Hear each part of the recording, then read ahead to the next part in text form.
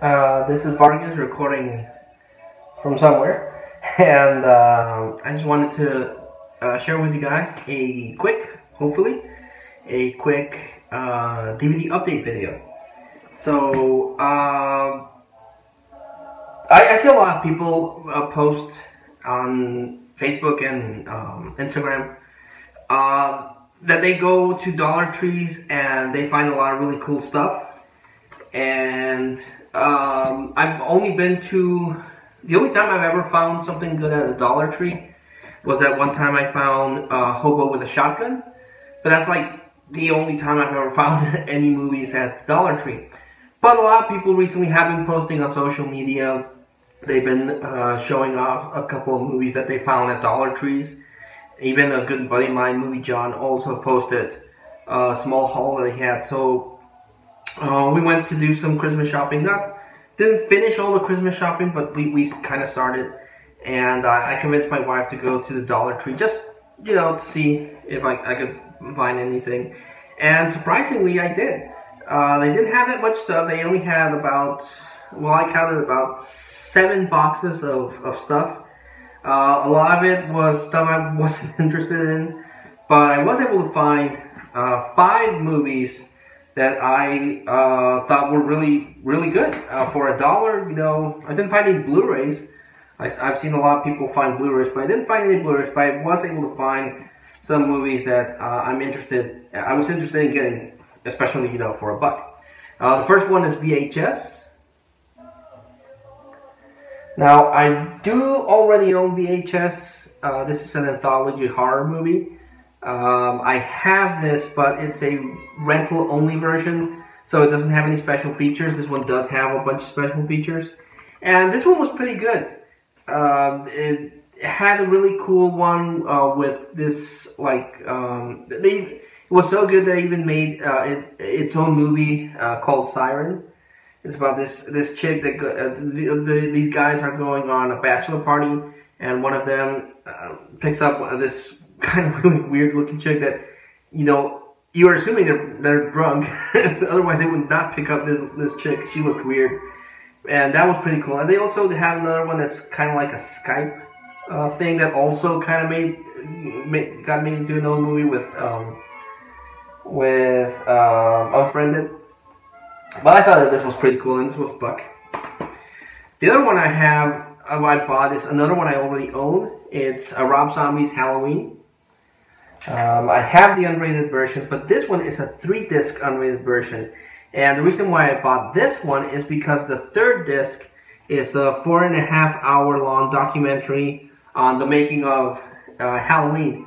A lot of people I know don't like this particular version of Halloween. There are some things that are pretty cool. There are some things that kind of suck. But for $1, 4.5-hour documentary, I thought was pretty cool. The other one I picked up is another one I already own as well. But this one comes with a slipcover. And it has a sticker that I'm going to have to peel off. But it comes with a slipcover, but this is a 2-disc special edition. Also, the one I have is a rental copy, so it doesn't have any special features.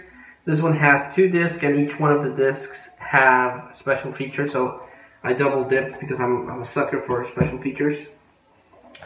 Then I got this one just because it was there, but I remember this one not being too good. But I always consider this one like, I don't know, in my young brain I thought it was related to the Dinosaurs TV show, because the puppets look a lot like that. I'm assuming they use the same puppets.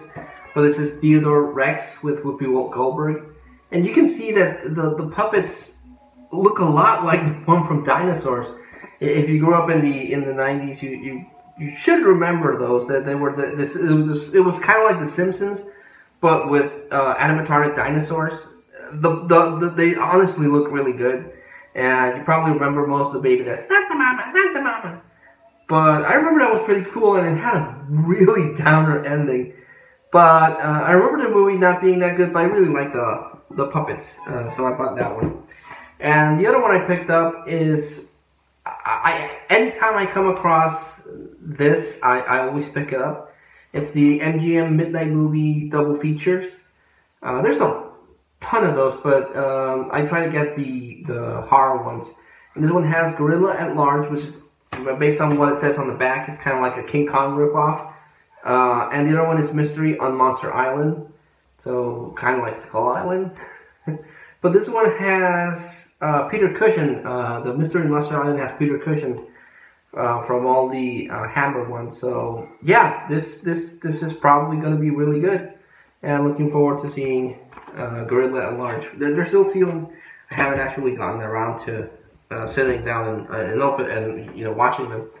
And I was able to find some additional movies that I picked up. First off, from Judd Apatow, Trainwreck, with Amy Schumer and Bill Hader, also starring John Cena. I heard from a friend at work this was really funny, so I decided to pick it up. It has the unrated version and the theatrical version, plus a bunch of special features. So cool. One movie that I've always come across but haven't picked up until now is The Perfect Storm. And I don't know why it took me so long to actually buckle down and buy this one. I remember this one was pretty cool, but also a really downer ending. Because it's about this fishing crew that is just stuck in the middle of this like horrible storm. And you're kind of hoping that they'll survive. And spoiler alert for a movie that's 20 years old. Yeah, almost 20 years old, everyone dies. So it's kind of like, ah. But it stars Mark Wahlberg, George Clooney, and it has Michael Ironside, so definitely worth a pickup. This one, another movie, much like The Perfect Storm, another movie that I've seen a lot, but for whatever reason I haven't gotten around to buying it until now. Directed by, I think, if memory serves me right, let me see. Yeah, directed by Joel Schumacher. A Time to Kill with Sandra Bullock, Samuel Jackson, and Matthew McConaughey. Joel Schumacher gets a lot of grief because of the Batman movies, but he did The Lost Boys, he did A Time to Kill. He does a lot of really good movies. It's just those two movies, I don't know what happened, but those two movies in particular, the two Batman movies that he directed were a lot of studio interference, I'm sure. This one is pretty cool. It's a court drama. Not a lot of people like that, but this one's pretty good. This one's a rebuy. I already have this one, but the version that I have, the cover's all messed up. It has water damage, and the disc is not too scratched, but this one's in better condition, and that's Man on Fire with Denzel Washington. Really good movie. I really like this movie a lot. It's about an ex-CIA agent that, is down in his luck and he's actually trying to just end it all. But Christopher Walken says, no, I got a mission for you. And he's tasked to bodyguard this girl, and he's interacting with the girl, so he's like, okay, well, now I have a reason to live. Then the girl gets abducted, and he goes on a one-man quest to get her back. Really good movie. Highly recommend it. Next one I picked up is The Horse Whisperer. I've been wanting to get this one and wanted to see it because, little known fact, I don't think I've mentioned this, but my dad used to be a jockey, so he's always had a love for horses, and he's passed that on through to me. So, the Black Stallion movies, The Black Beauty, Seabiscuit, War Horse, Secretariat, anything that has to do with horses, I like. And my daughter also is getting into liking horses, so this is the type of movie that, I don't know if my dad has seen this, but this is the type of movie that I would like to see with my dad, The Horse Whisperer. And it stars Robert Redford, so it's good. And the last one I picked up is because it's Bruce Willis, Hostage. One More Time, another movie that I've seen a bunch of times, but have never gotten around to actually getting on DVD. And I've seen it, but I always find other movies that I get before this one. This one was super cheap, and it's Bruce Willis, so Hostage. So yeah, that was the kind of short pickup video. The standouts that I am going to recommend. If you haven't seen these, I would definitely recommend Man on Fire. Really, really good Denzel Washington movie. And another one that I'm pretty sure I mentioned when I got it, but Monsters. It's directed by the guy that did Rogue One, and so far Rogue One is the best of the new Star Wars movies in my opinion. But he did he did a really good movie with a very low budget. I was watching behind the scenes. I think maybe I might have seen it on YouTube on how he learned how to do computer animation to do the effects to help the budget out. And really, really good movie. Highly recommend Monsters. It's really cool. It's a romantic movie, but it also has like these giant Cthulhu-like monsters.